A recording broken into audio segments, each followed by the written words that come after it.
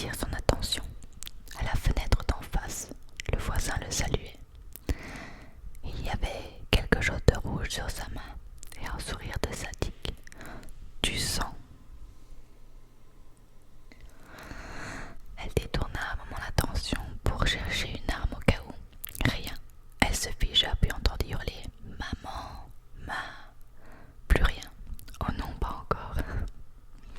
Elle descendit les marches à 4 à 4 et arriva dans le salon et vit sa fille poignardée dans une mare de sang. Les flics arrivent et sont de plus en plus inquiets. Vos deux filles qui meurent en l'espace de 3 mois, quelqu'un en a après vous. Vous avez beaucoup d'ennemis.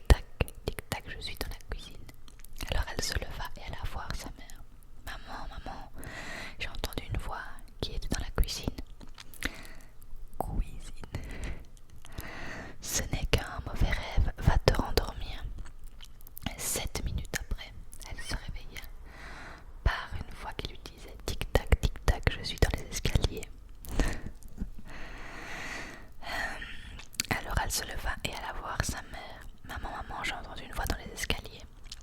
Chérie, tu as fait un cauchemar, va te recoucher. 7 minutes après, elle se réveilla par une voix qui disait tic-tac, tic-tac, je suis dans le couloir. Elle se relève une fois de plus et elle le dit à sa mère. Tu me fatigues, va te recoucher maintenant. 7 minutes après, elle se réveilla par une voix qui disait tic-tac, tic-tac, je suis dans ta chambre. Alors elle se leva et alla voir sa mère. Bon sang, la prochaine fois que tu me réveilles, tu es puni. 7 minutes après, elle se réveilla par une voix qui disait tic-tac, tic-tac, j'ai tué ta maman. Elle se leva et alla voir sa mère. Elle la vit, un couteau planté en plein cœur. Alors elle se réfugia dans sa chambre et se mit à pleurer doucement. Et ne put se rendormir. Évidemment, 7 minutes après, elle entendit tic-tac, tic-tac, je suis sous ton lit. Elle se mit en entier sous sa couverture. Tic-tac, tic-tac, je suis sur ton lit. Elle sortit un bout de sa tête et ne vit rien. Tic-tac, tic-tac, pou. Eh ben, les histoires sont plus nulles que l'année dernière. Des histoires qui vont foirer dans le temps, on va voir si j'en trouve pas une dernière. Alors, tac, tac, tac, tac, tac. Bon, l'appel de l'autre là, ça me fait trop peur. Alors, c'est les alpinistes du col Diatloy. Cette affaire-là a lieu en Russie, dans le mont Kholat-Syakhl, dont le col où s'est déroulée l'histoire a été renommé col du Dyatlov. Nous sommes en février 59 lorsque le groupe de 9 étudiants en expédition a été retrouvé sans vie à 1 kilomètre de leur campement. Leur peau présentait des traces d'une couleur orangée, comme si elles avaient été exposées à des radiations. Leurs cheveux avaient viré au grisâtre et certains étaient uniquement vêtus de leurs sous-vêtements. Seuls 2 étudiants portaient des marques externes de blessures qui, selon le médecin légiste, n'auraient pas pu être causées par une force humaine et semblables à celle qu'on pouvait avoir après un accident de voiture. Une des victimes avait également la langue coupée. Une force irrésistible inconnue a été la seule cause de mort déterminée par les autorités après l'enquête.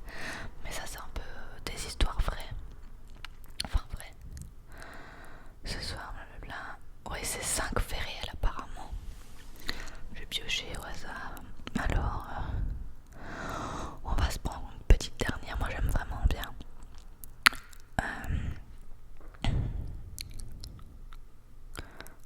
La maison d'Amityville. Le pitch d'un des plus célèbres films d'horreur est inspiré par des faits réels survenus entre 1974 et 1976 dans une maison dans la ville d'Amityville, surnommée la maison du diable. En effet, Ronald DeFeo Jr. y a tué dans la même nuit du 13 novembre 1974 son père, sa mère, ses 2 frères et ses 2 sœurs pendant leur sommeil sans qu'aucun voisin n'ait entendu de coup de feu. Durant le procès, il affirmera avoir été guidé par une voix lui ordonnant d'attraper et de tuer sa famille. 1 an plus tard, la famille lui rachète la maison mais la quitta 28 jours après, constatant de nombreux phénomènes inexpliqués très inquiétants, comme les énormes variations de température dans la maison, la présence d'une odeur écœurante de parfum ou encore l'apparition de mystérieuses taches noires dans les sanitaires. Eh bien, ce n'est pas rassurant du tout. Je suis contente de filmer cette vidéo le matin pour ne pas paniquer en allant dormir. Voilà, cette vidéo chuchotement près du micro où je vous raconte des histoires d'horreur est terminée. J'espère qu'elle vous aura plu. Bastien vient d'ouvrir la porte. Je crois que vous avez vu ma tête, je me suis chiée dessus. Je voulais vous souhaiter un